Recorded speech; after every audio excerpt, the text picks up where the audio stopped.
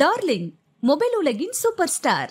Hindustan College of Arts and Science. Admissions open for UG, PG and research programs. Sunlandல சமைச்சா சக்தி தானா வரும். நீ இந்த மாதிரி பண்ணனா நான் உனக்கு வின்னர் கொடுக்குறேன், இல்லை நீ இவ்வளோ பே பண்ண அப்படின்னா நான் உனக்கு வின்னர் கொடுக்குறேன்.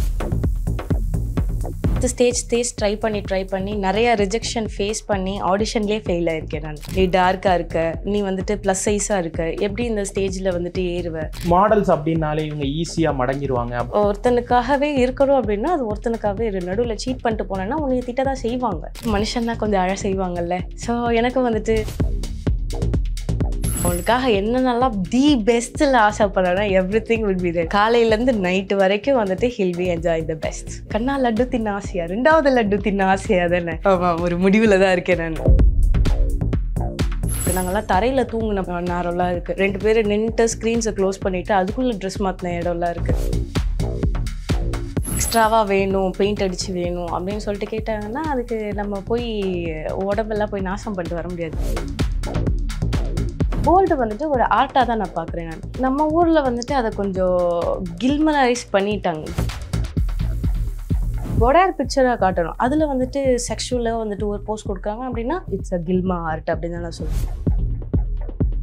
குட்டி குட்டி கேரக்டர் ரோல்ஸ் எல்லாம் பண்ணிகிட்ருக்கேன். வேட்டையனில் டாக்டராக வந்திருக்கேன். ஃபேவரட் வந்துட்டு ஏதோ இந்த டேட்டூ சொல்லுவேன், ஃபீனிக்ஸ் போட்டிருக்கேன். Mid ஃபிங்கரில் crown. ஹாய் வணக்கம். இன்னைக்கு நம்ம கூட பேசுறதுக்காக ஆக்டர்ஸ் அண்ட் மாடல் மாயா நட்டாஷான் அவங்க இணைஞ்சிருக்காங்க. அவங்களோட பேசுறதுக்கு நிறைய விஷயங்கள் இருக்கு. வணக்கம். வணக்கம். உங்களை பத்தி சொல்லுங்க. எனக்கு வந்துட்டு யோலோ பாலிசி அப்படின்ற மாதிரி ஒரு லைஃப்னா வந்துட்டு ஒரே ஒரு தடவை தான். இதுக்கப்புறம் திருப்பி நம்ம பின்னாடி போய் பார்த்தோம் அப்படின்னா ரெக்ரெட்ஸ் இல்லாமல் இருக்கணும் அப்படின்ற லைஃப்னால இருக்கிற என்னென்னலாம் பிடிச்சிருக்கோ, எனக்கு என்னென்னலாம் பண்ணணும்னு தோணுதோ அது எல்லாத்தையும் பண்ண ஆரம்பித்தேன். ஸோ காலேஜ் லைஃப் படிக்க ஆரம்பிக்கும் போது ஆர்கிடெக்ட் படித்தேன். அதில் படிக்கும்போது சைடில் ஃபோட்டோகிராஃபி, அதுக்கப்புறம் இன்சூரன்ஸ் ஏஜென்ட்டு அப்படின்னு சொல்லிட்டு நிறைய ஆரம்பித்தேன். அதுக்கப்புறமா வந்துட்டு டிஜேயில் இன்ட்ரெஸ்ட் ஆச்சு. டிஜே கொஞ்ச நாள் பண்ணிகிட்டு இருந்தேன். ஃபோட்டோகிராஃபியில் நடுவில் பண்ணிகிட்டு இருந்தேன். அதுக்கப்புறம் கூட சேர்ந்து பைக் ட்ராக் ரேசிங்கும் கற்றுக்கிட்டேன். லெவல் 1 கிளியர் பண்ணேன். அதுக்கப்புறம் சிங்கிங்கும் ப்ராக்டிஸ் பண்ணிவிட்டு ஒரு பேண்டோடு இருந்து ஒரு காம்படிஷன்ஸ் எல்லாம் நிறைய போய் வின் பண்ணிட்டு வரதெல்லாம் இருந்துச்சு. அதுக்கப்புறம் மாடலிங் நடுவில் ஆரம்பித்தேன். ஃபோட்டோகிராஃபி பேஷன் வரும்போது மாடலிங் எனக்கும் வந்துட்டு செட் ஆகும் அப்படின்ற மாதிரி எனக்கு ஒன்று கண்டுபிடிச்சேன். ஸோ மாடலிங் ஆரம்பித்து அதுலேருந்து இப்போ 8 இயர்ஸ் ஜேர்னி ஆகுது. அதுக்கப்புறம் வந்துட்டு இப்போது லாஸ்ட் இயர்லேருந்து ஆக்டிங்க்கு வந்துட்டு ரொம்ப சின்சியராக போயிட்டுருக்கேன்.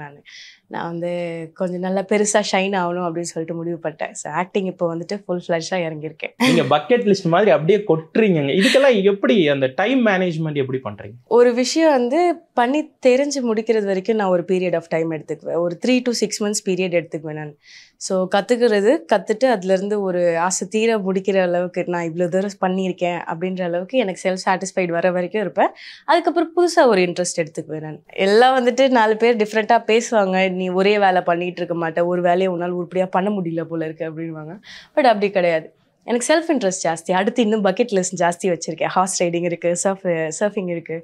ஸோ அந்த மாதிரி நிறையா வச்சுருக்கேன். பாப்பா ஒரு நாள் சீக்கிரம் அதை ஃபினிஷ் பண்ணிட்டு அதையும் லிஸ்ட்டில் சேர்த்துட்றேன். இப்போ மாடலிங் அப்படின்னு சொன்னால் அது வந்து அழகாக இருந்தால் மட்டும் போதும், it's a easy cake walk அப்படின்னு சொல்லிட்டு வெளியே ஒரு கருத்து இருக்குது. அப்படி உண்மையா இல்லை அதில் எக்கச்சக்க ஸ்ட்ரகிள்ஸ் இருக்கா? Modelling it's a very tough job. யாருனாலும் மாடல் ஆகிட முடியாது. நானே வந்துட்டு இத்தனை 8 இயர்ஸாக இருந்துட்டு இன்னும் எனக்கான ரெக்கக்னிஷன் கிடைக்கல அப்படின்றதுனால அது இன்னும் லாங் ரன் போயிட்டே இருக்கணும். எல்லாரும் அதை ரொம்ப சின்னதாக பேசுகிறாங்க. சில பேரெல்லாம் அதை கொச்சப்படுத்தி பேசுவாங்க. ஆனால் அது இல்லை, ரொம்ப கஷ்டமான ஃபீல்டு மாடலிங். சம்டைம்ஸ் வந்து எங்களுக்கு மேக்கப் பண்ணுறதுக்கு இடமே கிடைக்காது. நம்ம வந்துட்டு தரையில் உட்காந்து மேக்கப் பண்ணணும். இல்லைனா ரன்வே வாக்ஸ் பண்ணிக்கிட்டு இருக்கும்போது உட்கார்றதுக்கு கூட சேர் இருக்காது.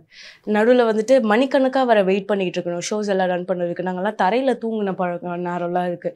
ஸ்க்ரீன்ஸ் எல்லாம் நாங்கள் வெறும் 2 பேர் நின்றுட்டு ஸ்க்ரீன்ஸை க்ளோஸ் பண்ணிவிட்டு அதுக்குள்ளே ட்ரெஸ் மாற்றின இடம்லாம் இருக்குது. ஈஸியானது கிடையவே கிடையாது மாடலிங். இப்போ மாடலிங் அப்படிங்கிறப்ப செட்டைன் கேரக்டரிஸ்டிக்ஸ் இருக்கணும், நல்ல பிரைட்டாக இருக்கணும் கலர் டோன், ஸ்கின் டோனும் வந்து ரொம்ப பாலிஷாக ஒயிட்டாக இருக்கணும் இப்படிங்கிற மாதிரி எல்லாம் நம்ம கேட்டிருக்கோம்.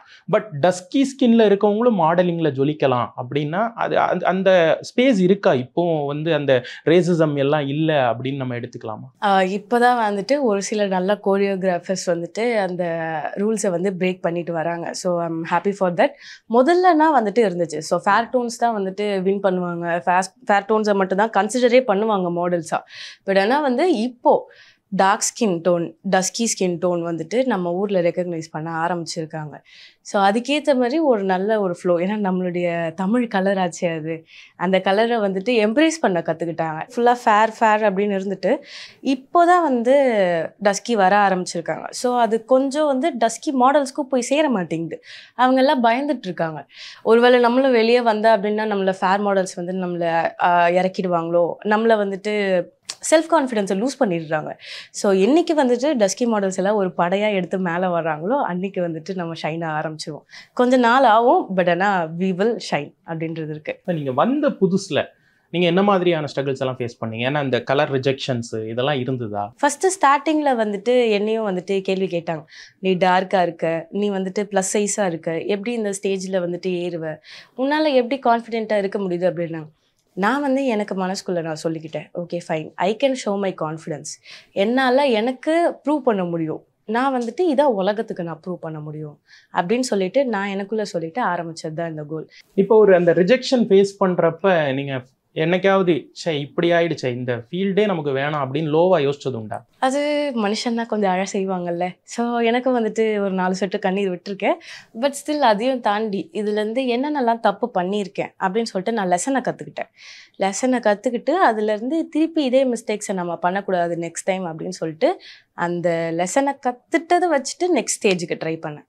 ஸோ அடுத்த ஸ்டேஜ் ட்ரை பண்ணி நிறைய ரிஜெக்ஷன் ஃபேஸ் பண்ணி ஆடிஷன்லேயே ஃபெயில் ஆகிருக்கேன். நான் சில பேர் ஆடிஷன் தாண்டி தான் ஃபெயில் ஆவாங்க, ஆனால் ஆடிஷன்லேயே ஃபெயில் ஆகிருக்கேன். But still I went to Miss India, Miss இந்தியாவில் செகண்ட் ரன்னராக படித்தேன். அது ஹோல் இந்தியாவில் எல்லாம் உங்களுக்கே தெரியும், எல்லாம் வெள்ளையாக நல்லா ஒல்லியாக இருந்தாங்க.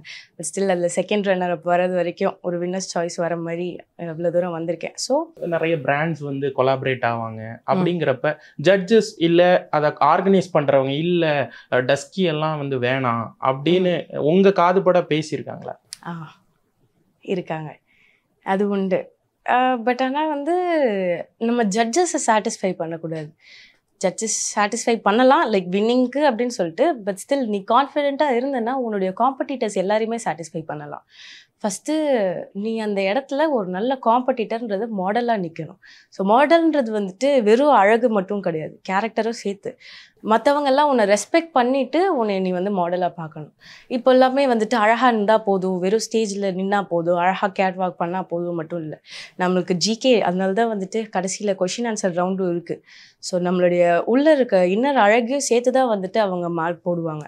ஸோ நம்ம இன்னர் அழகை நம்ம வெளியே காட்டிட்டோம், நம்ம கான்ஃபிடென்ட்டை வெளியே காட்டிட்டோம் அப்படின்னா வந்துட்டு அந்நேரம் வேறு வாய்ப்பே இல்லை, ஜட்ஜஸ்பா இவர் ஜெயிக்கிற கேண்டிடேட் அப்படின்ற மாதிரி ஒரு கேண்டிடேட்டாக வந்து வின் பண்ணணும். மாடல்ஸ் அப்படின்னாலே இவங்க ஈஸியாக மடங்கிடுவாங்க அப்படிங்கிற மாதிரியான விஷயங்கள்லாம் இப்போ ஒரு மித்தாவோ இல்லை வந்து ஒரு போகிற போக்கில் ஒரு காமன் மேன் லாங்குவேஜாகவும் நிறைய பேர் பேசுகிறாங்க. அதெல்லாம் கேட்குறப்ப எவ்வளோ கஷ்டமாக இருக்கும்? அது ஆக்சுவலி வந்துட்டு பேசுகிறவங்க ஃபால்ட்டும் இருக்குது, பொண்ணுங்க ஃபால்ட்டும் இருக்குது, மாடல்ஸ் ஃபால்ட்டும் இருக்குது. ஸோ பாய்ஸ் அண்ட் கேர்ள்ஸ் மாடல்ஸ்ன்னு சொல்லும்போது சொல்கிறேன், 2 பேருமே வந்துட்டு ஜட்ஜஸையும் ரெஸ்பெக்டபுளான பொசிஷனில் இருந்தாங்க அப்படின்னா வந்துட்டு இந்த பேச்செல்லாம் வெளியே வராது. பட் ஆனால் இவங்க இறங்கி போக இவங்களும் இறங்கி போயிட்டாங்க அப்படின்னா வந்துட்டு அவங்களுடைய பேர் வந்து அடிவாங்க தான் செய்யும். ஸோ இஃப் இன்கேஸ் அவங்களோட ரெஸ்பெக்டபிள் பொசிஷனில் இருந்துட்டு இவங்க என்ன தான் கீழே இறங்கினாலும் நம்மளுடைய ரெஸ்பெக்டபிள் பொசிஷனில் இருந்தோம் அப்படின்னா அந்த பேச்சு வராது. ஸோ என்ன இப்போது அவங்களுடைய டேர்ம்ஸ் அவங்களுக்குன்னு சொல்லிட்டு நான் வின்னராக இருக்கேன், நீ இந்த மாதிரி பண்ணனா நான் உனக்கு வின்னர் கொடுக்குறேன், இல்லை நீ இவ்வளோ பே பண்ண அப்படின்னா நான் உனக்கு வின்னர் கொடுக்குறேன் அப்படின்ற மாதிரி பேச்செல்லாம் வரும். அதையும் தாண்டி இல்லை, I want be a respectable soul, நான் ஒரு மாடலாக நின்று நான் பார்க்கணும் அப்படின்ற மாதிரி நின்னாங்க அப்படின்னா அந்த மித்ஸை தானாக பிரேக் ஆகும் அப்படின்றது என்னுடைய தியரி. ஸோ அதில் நான் வந்துட்டு ஸ்ட்ராங்காக இருக்கேன். இது வந்துட்டு மற்றவங்களுக்கும் போய் ரீச் ஆகி அவங்களும் வந்துட்டு ஸ்ட்ராங்காக வரணும் அப்படின்னு சொல்லிட்டு ஆசைப்பட்றேன். இப்போ மாடலிங் ஆகட்டும், சினிமாவில் கேஸ்டிங் கவுச் அப்படின்னு சொல்லுவாங்க, இந்த மாதிரியான அட்ஜஸ்ட்மெண்ட்ஸ் இதெல்லாம் நீங்கள் கேள்விப்பட்டீங்களா? உங்களுக்கு அது மாதிரி ஏதாவது ஃபேஸ் பண்ணியிருக்கீங்களா நீங்கள்? கண்டிப்பாக கண்டிப்பாக அட்ஜஸ்ட்மெண்ட் அண்ட் காம்ப்ரமைஸ் வந்துட்டு ஒரு சில பேர் வந்துட்டு கேட்பாங்க. ஆனால் அதையும் தாண்டி ஒரு சில நல்லவங்க இருக்காங்க, நீ இல்லை நான் உன்னை சொல்ல வந்துட்டு உன்னுடைய ஆர்டிஸ்ட் டேலண்ட்டுக்காக மட்டும்தான் உன்னை பார்க்குறேன் அப்படின்னு சொல்லி இன்வைட் பண்ணியிருக்காங்க. அதையும் தாண்டி இஃப் இன் கேஸ் அந்த மாதிரி ஒரு கொஷின் வருது அப்படின்னா ரெஸ்பெக்டபுளாக நோ சொல்லிட்டு கிளம்பிடணும். ஸோ அந்த இடத்துல வந்துட்டு நானும் இறங்கி போயிட்டேன் அப்படின்னா வந்துட்டு அவங்களுக்கு நான் காணாமல் போயிடுவேன். திருப்பி அந்த மாதிரி ஈஸியான ஷார்ட்கட்ஸ் எல்லாம் எடுத்துகிட்டு போயிட்டேன் அப்படின்னா அதாவது என் கூட 8 இயர்ஸ் ஜேர்னி பண்ணவங்களே வந்துட்டு ஒரு நாள் வந்து டக்குன்னு பீக் ஆகிட்டாங்க. வா இவ்வளோ வந்திருக்காளே அப்படின்னு சொல்லிட்டு பார்க்கும்போது திருப்பி பார்த்தேன்னா ஆளை காணும். ஸோ என்னென்னா அவங்க ஷார்ட்கட்ஸ் யூஸ் பண்ணியிருக்காங்க.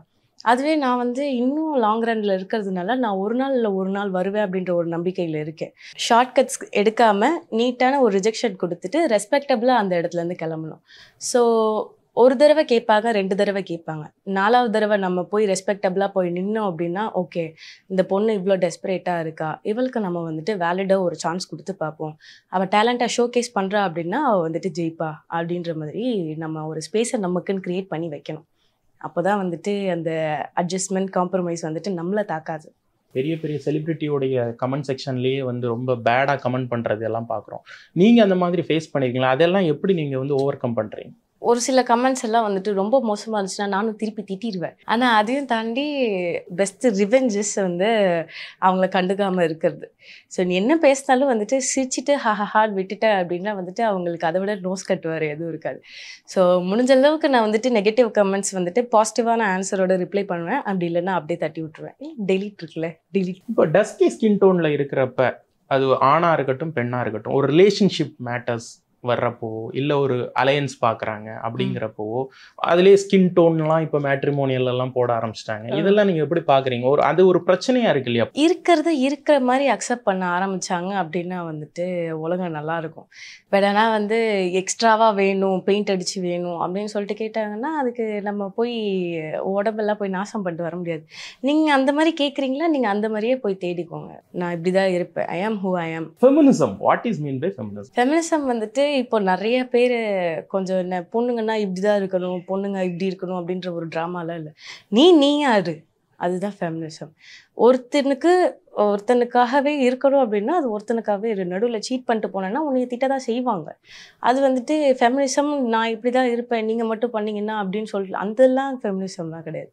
நீ வந்துட்டு உன்னுடைய ரோலில் கரெக்டாக இருக்கணும். நீ உனக்கேற்ற அடக்க ஒடுக்கமாக இருக்கியா, உன்னுடைய லிமிட்ஸ் என்னன்னு தெரிஞ்சிருக்கியா, அவ்வளோ தூரத்துக்கு போ. அதையும் தாண்டி போய் மற்றவங்க இப்படி இருக்கிறாங்க நானும் இப்படி இருப்பேன் அப்படின்னு சொல்லிட்டு போனேன்னா அது நல்லா இருக்காது. சில விஷயங்கள் வந்து பேசுகிறப்ப இல்லை இது வந்து பெண் சுதந்திரத்துக்கு எதிரானது அப்படின்னு சொல்லிட்டு ஒரு பாயிண்ட் வைக்கிறாங்கல்ல. ஈக்குவாலிட்டின்னு பார்க்குறது அப்படின்னா மேன் பண்ணுற விஷயத்த வந்துட்டு ஒரு ஃபீமேலால் பண்ண முடியாது. அதே மாதிரி ஃபீமேல் பண்ணுற விஷயத்த வந்துட்டு ஒரு மேனால் பண்ண முடியாது. ஒரு மேனால் ஒரு குழந்தைய பெற்றெடுக்க முடியாது.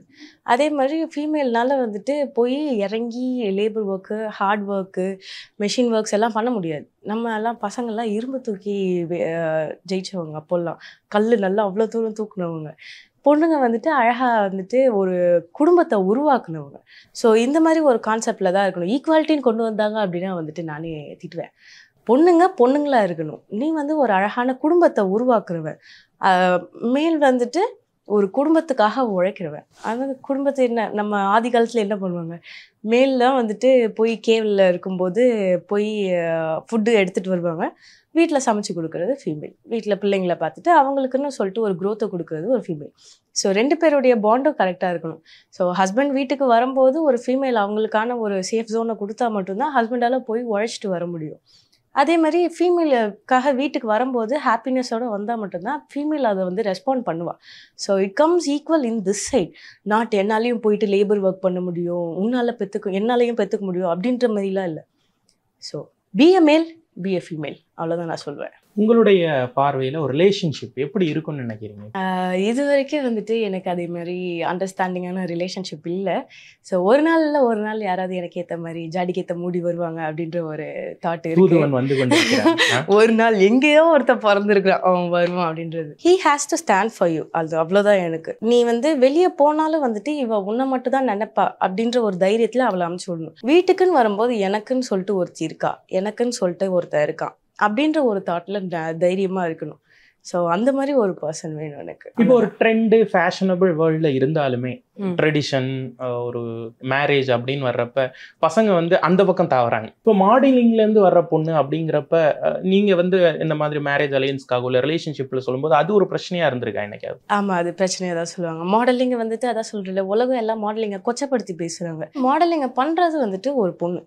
ஸோ அந்த பொண்ணு வந்துட்டு அவளுடைய நடத்தையில் வந்துட்டு ஸ்ட்ராங்காக இருக்கா அப்படின்னா அது போதுமே. Find a girl who can slice both. நீ இந்த சாரீ கட்டினாலும் அழகாக இருப்ப, நீ மாடர்ன் ட்ரெஸ் போட்டாலும் அழகாக இருப்ப. ஆமாம், அந்த மாதிரி இருக்கும்போது வந்துட்டு கண்ணா லட்டு தின்ன ஆசையா, 2வது லட்டு தின்ன ஆசையா தானே. அது ஒரு ப்ளஸ்ஸா பாருங்க, கல்யாணம் அப்போ வந்துட்டு அழகாக சாரியில் இருக்கும்போதும் மாடர்ன் ட்ரெஸ் போடும்போது ஃபோட்டோ ஷூட் எடுத்து போடும்போதும் ஸோ அதில் வந்துட்டு அவங்களுக்கு தானே இங்கே பாரு என் பொண்டாட்டி வந்துட்டு இவ்வளோ தூரம் பாரு, எவ்வளோ ஸ்லே பண்ணுறா பாரு, இந்த அழகான பொண்ணு எனக்கு தான், இந்த அழகான பையன் எனக்கு தான் அப்படின்னு சொல்லிட்டு பெருமையாக வெளில சொல்லுங்களேன். அதே வந்துட்டு இவ அழகாக இருக்கா, வெளியே சொல்லக்கூடாது, வெளில காட்டினா யாராவது தூக்கிட்டு போயிடுவாங்க.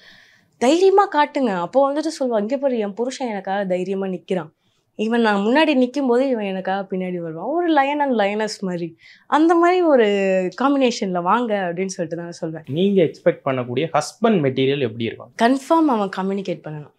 His language should be love. புலி, ஓனாங்க, நிறையா நரிங்க, அதுங்க எல்லாத்துக்குள்ளே நான் நடந்து போனாலும் ஹீ ஷுட் பிலீவ் அவள் வந்துட்டு தைரியமாக அவள் முன்னாடி போயிட்டு அவள் பின்னாடி என்கிட்ட தான் வருவா அப்படின்னு சொல்லிட்ட மாதிரி நினைக்கிற ஒரு ஆம்பளையாக எனக்கு வேணும். இப்போ நான் ஜெயிக்கும் போது அவனும் எனக்கு சப்போர்ட் பண்ணணும், அவன் ஜெயிக்கும் போது அவனுக்கு நான் சப்போர்ட் பண்ணணும். அவனுக்காக என்னென்னலாம் தி பெஸ்ட்டில் ஆசைப்படுறேன்னா everything will be there. So காலையிலேருந்து நைட்டு வரைக்கும் வந்துட்டு he'll be enjoy the best. So உங்களுடைய மாடலிங் கெரியர் மாடலிங்கோட நின்றுமா, இல்லை சில்வர் ஸ்க்ரீன் கனவுகள்லாம் இருக்கா, ஆஸ்பிரேஷன்ஸ் எல்லாம் இருக்கா? அதை பற்றி சொல்லுங்கள். Of course S. இந்த பிக்கர் ஸ்க்ரீனில் வந்துட்டு மாயா நட்டாஷான் அப்படின்னு சொல்லிட்டு ஒரு நேமை பதிக்கணும் இறங்கி ஆரம்பிச்சிருக்கேன் நான். கூடி சீக்கிரத்தில் எனக்குன்னு சொல்லிட்டு இந்த மூஞ்சிக்கு ஏற்ற மாதிரி ஒரு ரோல் ஒன்று வரும் அப்படின்னு சொல்லிட்டு ஆசைப்பட்டுட்ருக்கேன். எனக்கு வந்துட்டு ஹீரோயின் விட வந்து நெகட்டிவ் ரோலில் இன்ட்ரெஸ்ட் ஜாஸ்தி. ஸோ முடிஞ்ச அளவுக்கு அந்த வில்லனிசம், அந்த பியூர் வில்லனிசம் கொண்டு வரணும் அப்படின்னு சொல்லிட்டு ஆசை. இதெல்லாம் நான் நடிச்சா வில்லி ஆகணும் அப்படின்னு சொல்றீங்க, அது ஏன்? எனக்கு வந்துட்டு ஹீரோயின்ஸ் மேலெல்லாம் நம்பிக்கை இல்லை. எல்லாம் வந்துட்டு க்யூட்டாக இருக்கிறாங்க, கிரிஞ்சியாக இருக்காங்க. எனக்கு ஒரிஜினலாக இருக்கணும். எனக்கு வந்துட்டு லிட்டரலாக வட சென்னையில் ஐஸ்வர்யா அவங்களோட ரோல் எப்படி இருந்துச்சுன்னு நேச்சுரலாக இருந்துச்சு, யதார்த்தமாக. ஸோ அந்த மாதிரி எனக்கு வந்துட்டு நான் ஹைட் அண்ட் வெயிட்டாக இருக்கேன். எனக்கு அஃப்கோர்ஸ் வந்துட்டு கன்ஸ் அண்ட் நைஃப் மேலே இன்னும் ஆசை ஜாஸ்தி. ஸோ அதனால் அதெல்லாம் யூஸ் பண்ணணும் அப்படின்னா கன்ஃபார்ம் நெகட்டிவ் ரோல் தான். ஹீரோயினாக இருந்துட்டுலாம் கன்ஸ் எல்லாம் வச்சுட்டுலாம் இருக்க முடியாது அப்படின்ற மாதிரி. ஸ்டில் கொஞ்சம் பவர்ஃபுல்லான ரோல் வேணும் அப்படின்னு சொல்லிட்டு நான் வெயிட் பண்ணிட்டு இருக்கேன். ஸோ ஆடிஷன்ஸ் எல்லாம் போகிறீங்களா? ஏன்னா ஏதாவது பாசிட்டிவாக ஏதாவது நடந்திருக்கா? நடந்திருக்கு. குட்டி குட்டி கேரக்டர் ரோல்ஸ் எல்லாம் பண்ணிட்டு இருக்கேன். அண்ட் வேட்டையன்ல டாக்டரா வந்திருக்கேன். ரஜினி சார். எஸ், அவருடைய பிரசன்ஸ் முன்னாடி நின்றுட்டு இருந்தது அப்படின்ற மாதிரி இருந்துச்சு. அவர் பக்கத்துல இருந்துட்டு நாங்க சத்தியமாக அதெல்லாம் மறக்கவே முடியாத ஃபீலிங். நியூட் ஃபோட்டோகிராஃபி அந்த மாதிரி எல்லாம் உங்களுக்கு வந்து சான்ஸ் வரும். ஸோ அது எல்லாத்தையும் நீங்கள் வந்து எக்ஸ்ப்ளோர் பண்ணுறப்ப அப்போ வரக்கூடிய கமெண்ட்ஸ் அதெல்லாம் எப்படி பார்க்குறீங்க? ஹை ஃபேஷன் ஷூட் இருக்குது, போல்ட் ஃபோட்டோகிராஃபி அப்படின்னு சொல்லிட்டு இருக்குது. ஸோ நான் வந்துட்டு ஹை ஃபேஷன் கேட்டகரி எடுத்திருக்கேன். நான் போல்டு பக்கம் நான் சூஸ் பண்ணல. பட் ஸ்டில் வந்து போல்டு வந்துட்டு ஒரு ஆர்ட்டாக தான் நான் பார்க்குறேன் நான். அண்ட் நம்ம ஊரில் வந்துட்டு அதை கொஞ்சம் கில்மரைஸ் பண்ணிட்டாங்க. கில்மாவாக இருக்கிற மாதிரி தான் ஆரம்பிச்சிருக்கிறாங்க. பட் ஸ்டில் வந்து நம்ம அதை ஃபாரின் கல்ச்சரோட எடுத்து பார்க்கும்போது வந்துட்டு அங்கே இருக்கிற வந்துட்டு ஸ்டாண்டர்ட்ஸ் டிஃப்ரெண்ட்டாக இருக்கும். அதில் வந்துட்டு பாடி பெயிண்டில் பண்ணுவாங்க, அதுக்கப்புறம் வந்துட்டு அதுலேயே ஆர்ட் ஃபார்ம்ஸ் வச்சு பண்ணுவாங்க. பட் ஆனால் இங்கே வந்துட்டு முடிஞ்ச லைக் ஃபுல்லாக செக்ஷுவலைஸாக தான் காட்டுறாங்க. ஸோ கொஞ்சம் வந்துட்டு அது ஸ்டாண்டர்ட்ஸ் ஹை ஆச்சு அப்படின்னா வந்துட்டு நான் சப்போர்ட் பண்ணுவேன். ஸ்டில் நான் வந்துட்டு பாடி நியூட் பிக்சர்ஸ் அப்படின்ற மாதிரிலாம் வந்துட்டு நான் ஃபாரின் ஸ்டாண்டர்ட்ஸ் மட்டும் தான் வச்சுருக்கேன். நம்ம ஊரில் இருக்கிறது இன்னும் வளரணும். அவங்க எனக்கு பண்ணணும்னு ஆசை இருக்குது அப்படின்னு சொல்லிட்டு யாருனாலும் பண்ண முடியாது. பண்ணாலும் வந்துட்டு அவங்க ஃபேஸ் ரியாக்ஷன் வந்துட்டு எல்லாமே வந்துட்டு செக்ஷுவலைஸாக தான் கொடுக்குறாங்க. ஆர்ட் வந்துட்டு போல்டு ஆர்ட்டுன்னு பண்ணும்போது நமக்கு ஃபேஸில் ரியாக்ஷனே இருக்கக்கூடாது. போடேர் வந்து போடேர் பிக்சராக காட்டணும். அதில் வந்துட்டு செக்ஷுவலாக வந்துட்டு ஒரு போஸ்ட் கொடுக்குறாங்க அப்படின்னா it's not and bold art, it's a கில்மா ஆர்ட் அப்படின்னு தான் நான் சொல்லுவேன். ஸோ ஹை ஸ்டாண்டர்ட்ஸ்க்கு போகணும் அப்படின்னா வந்துட்டு தே ஹாவ் டு லைக் இது ஆஃப் பண்ணணும், ஃபேஸ் ரியாக்ஷன் ஆஃப் பண்ணணும். மொத்தம் அவங்களுடைய பாடி அண்ட் இதை வந்துட்டு செக்ஷுவலைஸாக காட்டக்கூடாது. நீட்டாக வந்துட்டு ஒரு கிளாஸாக எத்திக்கல் ஃபார்மில் வந்துட்டு பண்ணணும். அப்படின்னா வந்துட்டு ஐ சப்போர்ட். உங்களுடைய டிராவலிங் அதெல்லாம் பற்றி சொல்லுங்களேன். 96 மாதிரி ஏதாவது ஒரு கதையெல்லாம் வச்சுருப்பீங்க அப்படின்னு எக்ஸ்பெக்ட் பண்ணுறேன். அவ்வளோ சீக்கிரத்தில் வெளியே போக மாட்டேன். பட் ஆனால் வந்துட்டு ஒரு ஒரு நேரம் எனக்கு ஹீலிங் வேணும், எனக்கு வந்துட்டு நிறையா கன்ஃபார்ம் தாக்குதல் நிறையா இருக்குது, ஹேட்டர்ஸ் நிறைய பேர் இருப்பாங்க. ஸோ அவங்கெல்லாம் பேசுறது எனக்கு ரொம்ப ஹர்ட் ஆகிடுச்சு அப்படின்னா வந்துட்டு ஒரு வாரம் காணாமல் போயிடுவேன். எல்லா ஃபோன்ஸ் எல்லாம் ஆஃப் பண்ணிவிட்டு ஒரு நல்ல ஒரு பீச் சைடோ இல்லை வந்துட்டு ஃபுல்லாக மலை காடு சைடோ இல்லை எங்கேயாவது காசு இருந்துச்சுன்னா ஃப்ளைட் ஏறி எங்கேயாவது காண போயிடுறது. ஸோ போயிட்டு நிம்மதியாக அந்த நேச்சராக உட்காந்துட்டு நல்லா காற்று சுவாசிச்சுட்டு அதுக்கப்புறம் திரும்பி வரும்போது ஓகே ஃபைன், நான் இனி பவர்ஃபுல்லாக இந்த உலகத்தை ஃபேஸ் பண்ணலாம் அப்படின்னு சொல்லிட்டு வரதுக்காக ஒரு ஹீலிங் ஜெர்னி போயிட்டு வருவேன். ஸோ ட்ராவல்னால் எப்போவுமே இந்த ஃபுல் பேக் பேக் வச்சுட்டு லடாக் அந்த மாதிரிலாம் இல்லை இன்னும். ஸோ மேபி வரலாம், பட் ஸ்டில் ஹீலிங் வேணும் அப்படின்னா ஒரு ட்ராவல் ரவுண்டு. எல்லாரும் கேட்குற கேள்வி தான், டேட்டூ இந்த போட்டுருக்கீங்கல்ல, அதுக்கு பின்னாடி ஏதாவது ஸ்டோரி இருக்கா? டேட்டூ வந்துட்டு எல்லாம் சும்மா ஸ்டைலு ஃபேஷன் அப்படின்னு சொல்லிட்டு போடுறாங்க. பட் ஆனால் வந்துட்டு நான் ஒரு டேட்டூ போடுறதுக்கு முன்னாடி வந்துட்டு இட்ஸ் லைக் என்ன வின் பண்ணிட்ட பிறகு நம்ம ஒரு அவார்டு எனக்கு கொடுத்துக்கிற மாதிரி, இல்லை எனக்கு ஆசை இருக்குது அதை ஃபினிஷ் பண்ணணும் அப்படின்னா வந்துட்டு ஒரு பவர்ஃபுல் வைக்கிங் மாதிரின்னு வச்சுக்கோங்களேன், ஜெயிச்சிட்டதுக்கப்புறம் ஒரு கோடு போட்டுக்கோங்களேன், அந்த மாதிரி நான் இதை வந்துட்டு எனக்குன்னு ஒரு மார்க்காக வச்சுருக்கேன். ஸோ அந்த மாதிரி அங்கங்கே போட்டு வச்சுருக்கேன். ஸோ என்னோடய ஃபேவரட் வந்துட்டு ஏதோ இந்த டேட்டூ சொல்லுவேன். இது வந்துட்டு ஃபீனிக்ஸ் போட்டிருக்கேன். ஸோ இதில் என்னென்னா ஃபஸ்ட்டு ஸ்டார்டிங் வந்து it will be like round ஷேப்பே இல்லாத மாதிரி வச்சுருப்பேன் நான். ஸோ அதாவது இதோட ஸ்டோரி என்னென்னா, ஒன்றும் இல்லாத நான், ஓகே, என்னை எல்லோரும் மட்டை தட்டி வந்துட்டு ஜஸ்ட்டு ஒரு என்ன சம்திங் ஷேப்பே இல்லாத நான், so trying to form something அப்படின்னு சொல்லிட்டு ஒரு பேர்டாக ஒன்று ஃபார்ம் ஆகி அதுலேருந்து ஒரு பேர்ட் ஷேப் வந்து அதுக்கப்புறமா வந்துட்டு ஒரு ஃபீனிக்ஸாக மாறினேன் அப்படின்னு மாதிரி. ஃபஸ்ட்டு இது வரைக்கும் தான் டேட்டூ போட்டிருந்தேன். அதுக்கப்புறம் வந்துட்டு ஒரு காம்படிஷன் ஜெயிச்சதுக்கப்புறமா வந்துட்டு ஓகே ஃபைன் ஃபீனிக்ஸ் அப்படின்ற மாதிரி. ஸோ இன்னும் எனக்கு 2 ஃபேவரட் டேட்டூஸ் இருக்குது.